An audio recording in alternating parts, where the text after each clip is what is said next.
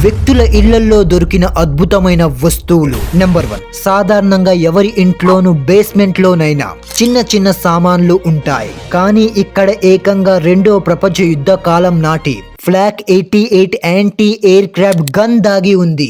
80 ఏళ్లుగా ఇది under ground లో ప్రశాంతంగా నిద్రపోతుంది. ఇప్పుడు దీనిని ఏ యుద్ధం కోసం కాదు, ఒక మ్యూజియం శోభను పెంచడానికి బయటకు తీశారు. నెంబర్ 2, మీకు ఏదైనా పాతకాలపు వస్తువు కావాలనుకుంటే ఫ్రాన్స్ లోని పాత ఇల్లు చుట్టూ తిరగండి.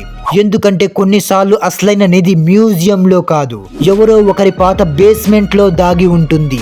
ఒక వ్యక్తి సరిగ్గా అదే చేశాడు. అతనికి 18వ శతాబ్దానికి చెందిన ఒక మెరిసే ఖడ్గం దొరికింది. అది నిన్ననే తయారు చేసినంత కొత్తగా ఉంది. ఊహించుకోండి, ఇన్ని సంవత్సరాలుగా ఈ ఖడ్గం నిశ్శబ్దంగా ఎవరో ఒకరి కోసం ఎదురు చూస్తుంది. నెంబర్ 3, ఒకతని గార్డెన్ లో ఏ మొక్కలు మెలకత్తట్లేదని కోపంతో కాస్త లోతుగా తవ్వాడు. లోపల నుంచి ఏం బయటపడిందో తెలుసా?